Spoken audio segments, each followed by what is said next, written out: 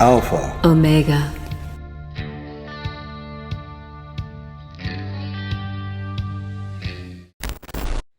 Aha, we haven't talked about the magical wars lately. Hollywood being exposed at the Golden Globe 2020 was epic. It looks pretty positive for us lately. I'd like to have your opinions on this. Oh, sure. I'll be happy to talk about it. We are smack dab in the middle of a magical war, and we are invaded by demons like you wouldn't believe. They have been pouring through, and they've got a foothold here. Okay, take for example, I mean, this is like classic. I've been telling people for this for months and months and months at our morning rituals. We're invaded by demons. Many of our leaders, politically, industrially, uh, even spiritually, all of these leaders, not all of them, but many of them are demon possessed Yes.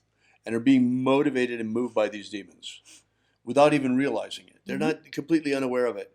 But right now, there's an incredibly great example of this. Yes. Go watch again the State of the Union message. But instead of watching Trump and his speech, watch Nancy Pelosi behind. Oh, yes. She becomes more and more and more agitated. By the end of the speech, she can't control the demon at all anymore. It's totally controlling her. Yes. She's doing things that make her look so bad that if she were consciously aware of what she's doing, there's no way she would be doing that. I mean, come on. How many times does she have to see herself lick her dentures in public on camera before Right. she starts figuring out that the poly grip she's using is It's not out? working. It's, gosh.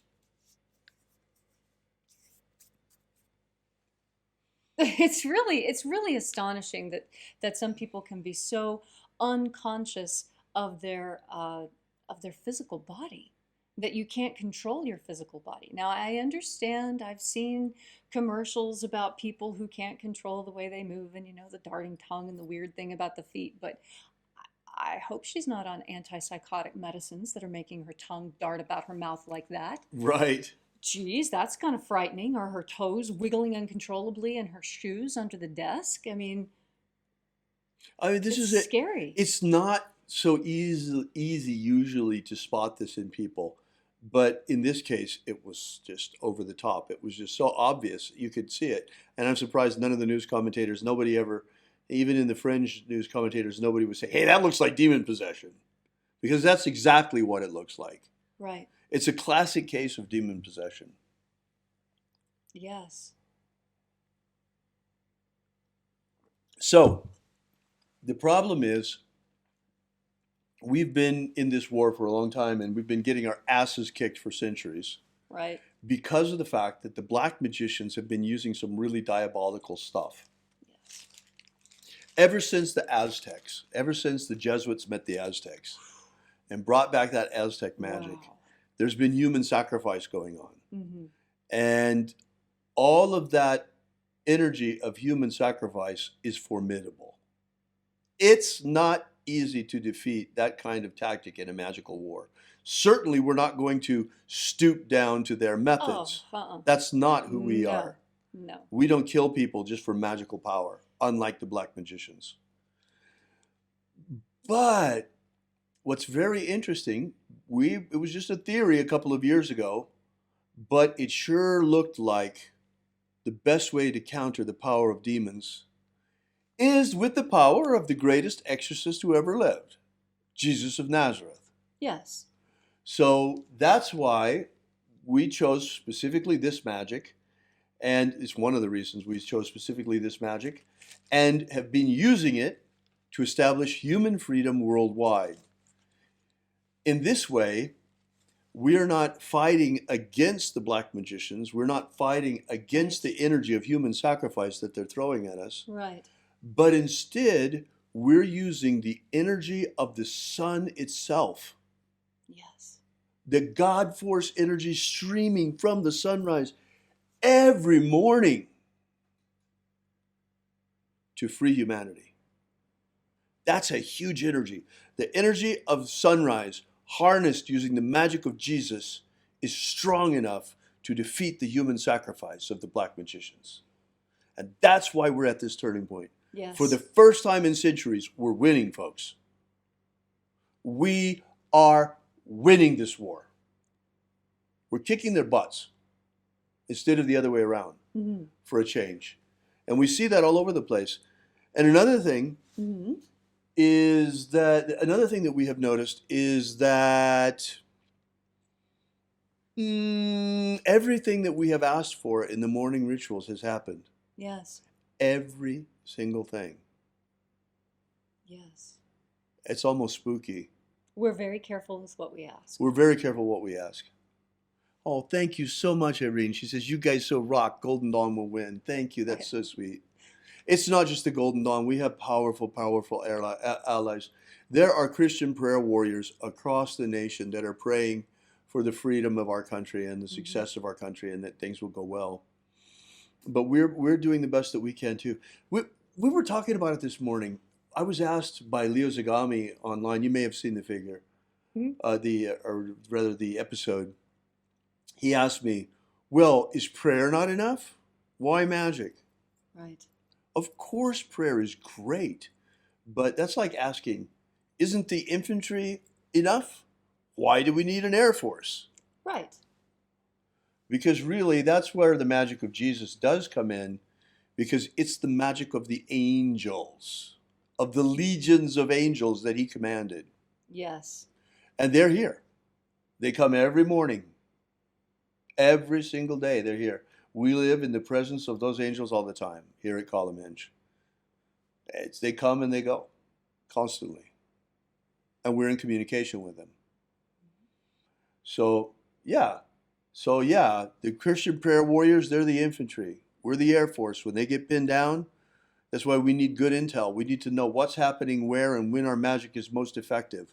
That's right. So we can act to help. In the moment. And luckily, we've been given really, really good intel lately. And we've been very, very effective because of it. And we finally got enough power to overcome the energy that the black magicians keep throwing at us. Yes. That's the best news. Right. It's incredible. I mean, go look and watch the movie They Live. Yes. It's a good one. We tried in our last video to include a short section of it, and they copyright struck us immediately and slammed the video down off of Facebook like you wouldn't believe. But yeah, take a look at They Live. It's very, very interesting because that's kind of similar to what we've got. We have these demon-possessed people that are walking among us looking like normal folks. When they're not. Right. There's very, very little of them that is left. In some of these people, there's only the demon left. And you can really see it in those people. And some of these people, most of the time, they have the demon under control. But in extreme circumstances, like what happened the other night with Nancy Pelosi was not in control at all. The demon was in control of her. Absolutely. She was being ridden right there in front of us. Right. Now that's something that's very different too. This concept of being ridden actually has no place in high magic. Right. This is a voodoo concept, folks. The voodoo practitioners use magical methods in order to be ridden by the lower, where they lose control completely and the lower are just manipulating them. They become totally the instrument of the lower. Right. Well, the Golden Dawn actually prohibits this. Yes, specifically. Specifically, that we swear not to put ourselves in such a passive state that one will lose the power of their will in the moment. So they were thinking more about mesmer and that sort of thing at the time. Right, right. But it fits very well with the voodoo craze that's going on. Was going on. Was going on in Wicca, especially. Yes, especially in Wicca. Yeah. And it's really because they have this concept in Wicca of drawing down the moon and drawing down the power of the goddess and the god. Well, that's fine if what you're doing is using a technique like the Assumption of God forms in the Golden Dawn. And then at the end of it, you take them back off. But these people putting on these God forms and never taking them off, and they're doing it not like we do, interacting with the God forms, but they're doing it like the voodoo practitioners do, allowing themselves to be ridden. Yes. Causing all kinds of problems. Yes. And it's really leaking out into Wicca and causing problems because They don't understand that, and I'm going to let a little secret slip. Almost all the founders of Wicca were Golden Dawn practitioners. So there's so much Golden Dawn magic in Wicca that if you were ever to pick up a book and start going through it, you'd say, oh, well, this is that, and this is that, and this is that, and this is that. Why did they just change everything? Why didn't they just do Golden Dawn?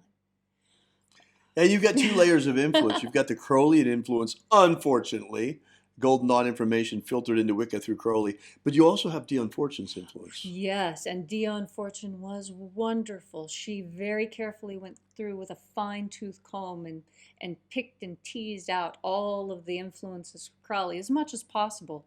And that influence, which seemed too deeply ingrained, she showed how it was not only fully borrowed, but it wasn't even his idea to put it in there. Many of the greatest ideas that what's-his-name had were actually, of course, stolen from people that he worked with. And that's the other thing we always recommend, is that when you learn something, you take the time to tell people where you learned it. Right. Because unless you start talking about, well, with people who are interested, of course, when you start talking about, well, you know, I do Golden Dawn magic and this, that, and the other with select people, which you can do, it's important that when you give them an idea, that you give them a name that they can go to, so that if they decide that they want to do research on things that maybe you're not even interested in, you've given them something more to go on. And Dion Fortune, absolutely incredible woman. She was a formidable force in at least 3 different magical traditions that I know. Also, she brought very much psychology to magic. Yes, she did. And was a profound influence on Rigardi. Yes. Rigardi, after his split with Crowley, oh, gosh, you know, you probably have heard about this, but you know, I've never told the story on camera before, so I actually will tell the story now. Israel Rigardi, as a very young man, went to become the personal secretary of Aleister Crowley. And while he was there, of course, he wound up getting raped by Crowley, and a whole lot of things happened, and wound up with Stockholm Syndrome. And by the time, like so many people in sadomasochistic relationships. Oh, yes. And then at the end, when the whole thing, Crowley basically threw him out on his ass. He just had enough of him, and see you later, goodbye, whatever you're going to do, I don't care. Right. And after that, Rigardi was crushed. And he spent about 6 months recuperating in the home of Dion Fortune. So that was where he first came into contact with the psychological side that was to affect him so profoundly, in addition to the Golden Dawn. Rigardi came into contact. Rigardi, right, came into contact through Dion Fortune. Yes. Right, with the psychological material. And that eventually wound up with Rigardi becoming a chiropractor, as a doctor of chiropractic, as well as a Reichian therapist. He was working with the ideas of Wilhelm Reich, which is quite fascinating, by the way. Oh, yes. SCIFER, Frater Archimedes says, I'm assuming that questions asked are only to be about neo-magic only. What is neo-magic? That's a good question. Yeah. Neo-magic. Are you talking about the Matrix? Or New Golden Dawn, Neo Golden Dawn? By the way, this is really, I'm really glad that this came up. This is quite interesting. Karen then says neo-shamanism. You know, we're really not sure what he meant. I'm sure he'll clarify for us what the question actually was. But it's interesting because Leslie and I were just talking about this just before we came on camera. Class, yes. Yeah, because we've been really very much at a loss to describe what it is that we do outside every morning in our daily ritual. Because it certainly looks like nothing of Christianity that we've ever seen before. Right. And yet, it comes from the original Christian sources. So, in fact, it's archaic. Yeah, it's archaic. It's the magical bit that was repressed in the 3rd century and gotten rid of, and they didn't want it, and now it's back. Right. So... what else came back? Right. You know, so what's interesting is we finally came up with the right name, because in the neo-pagan community, we've had neo-pagans and neo-shamans, and Neo-pagans, what they have done is that they have studied ancient ritual practices of Yes. ancient pagan cults, and they have revived them. Yes. They're revivalists. Well, Leslie and I are also very much revivalists. We are reviving the ancient magic of Jesus of Nazareth as it was taught back then, and we're reconstructing it very carefully Yes. to what we believe is as close to the original as possible. Yes. And we're reviving it, invoking the 12 every day, invoking the 12 watchers every day, and invoking all of the energies of the treasury of light every day in order to really activate again the magical egregore before we start communicating the baptisms of the system on a wide basis. Right. So we've noticed, hey, look, this is so similar to what the neo-pagans have been doing. And so I thought of it, and I think, hey, it would actually be a very good idea Yes. that we call what we're doing out there Neo-Christianity. Yes. Because just like the pagan tradition that I come from, where you carefully scan the anthropological records and you go through the museums and you look for the old leftover, the original spells, the original rituals written in the original languages, translate it, dust it off, try it out. I did that with a lot of paganism. And now we're doing it with Christianity, with That's Christian magic. Fantastic, and it works just the same way. It's just as effective, and dipping into these energies that haven't been worked with in hundreds and hundreds of years feels so nice, because it's like drinking water from a very, very deep well. And when you see it, the water it has a blue tint to it because it is so clean and so pure and so prehistoric and preserved. It looks different from all the other water on earth. That's how this magic is to me. It's really amazing. And the opening of the treasury of light is amazing in and of itself. But the real beauty of this system is the baptisms. And that's what makes it so unique, in the sense that if you talk about Christianity has basically abandoned magic completely. 1,700 years ago. Mm-hmm. And except for prayer, interestingly enough, and prayer is a very powerful form of magic. Yes. Now, but the magic of Jesus and the whole notion of Jesus as magician was deliberately stomped out. Yes. Because the people of the day saw Jesus as a magician. Almost everybody did. And when the Christians were trying to proselytize, oh, you mean Jesus the magician? No. We're talking about Jesus, the Son of God. Well, yeah, but Apollonius is Son of God too, and I heard he's doing all the same stuff that Jesus is doing. So what have you got that's different? So they had some problems. Hi, Greg. Hi. Neo-Judaism, Greg says. Good idea. Yeah. Okay, Neo. Or Neo-Judaism. That's great. Oh, that's great. Neo-Christianity. Yeah, Neo-Christianity. Why not? I like it. It's a very accurate description, because Neo-Christianity carries with it the idea of the revival of an ancient practice and the reconstruction of ancient rites. And that's exactly what we're doing. Yes. Yes, it is. And it needs to be done. Christianity has many times over gone into new areas and absorbed new techniques into itself. And this is no different, except this is more like Christianity coming home to its actual roots. I like the idea of Neo-Christianity because, in contradistinction, because, for example, in the Bruce Codex, there's absolutely nothing about the Eucharist ritual. Nothing. Not at all. Nothing. It's completely missing. It's just not there. Instead, there are other sacraments. Oh, yes. The baptism of the waters of life, the baptism of fire, the baptism of the Holy Spirit. These are the three primary sacraments of Neo-Christianity. Yes. It's very exciting. It is indeed. Especially now that we come up with the name.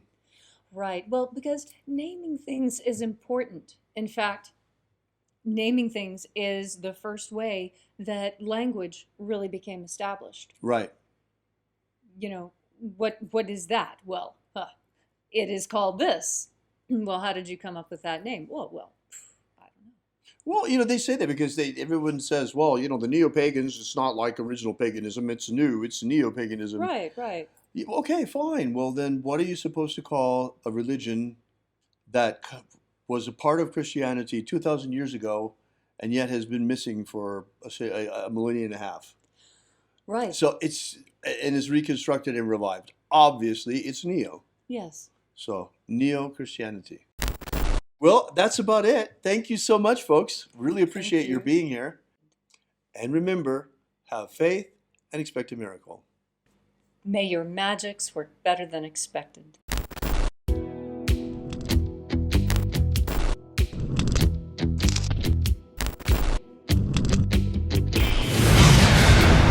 Yesterday we released this brand new ebook, Was Jesus a Magician?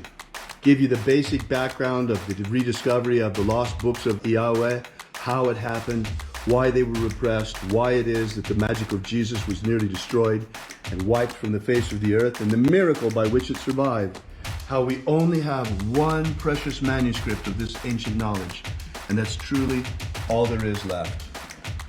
Well, maybe in the Vatican they have it, but they're not about to give us that to fill in the little gaps that we've found. So be sure to make sure you download this. You don't want to miss this. You can get it for free for now at thesecretsofjesus.com. Thesecretsofjesus.com. Are you familiar with the Rosicrucian with what's his name? He's popular in the States. He's the president or the Emperor. Imperator. The president. Emperor. Imperator. From the Golden Dawn. What's his name? Oh. David Griffin holds this position as Emperor. Imperator. David Griffin. David Griffin. David Griffin. David Griffin. David Griffin. Have David Griffin. I saw an email yesterday that he sent out about, there's a magical war going on. The Mage War.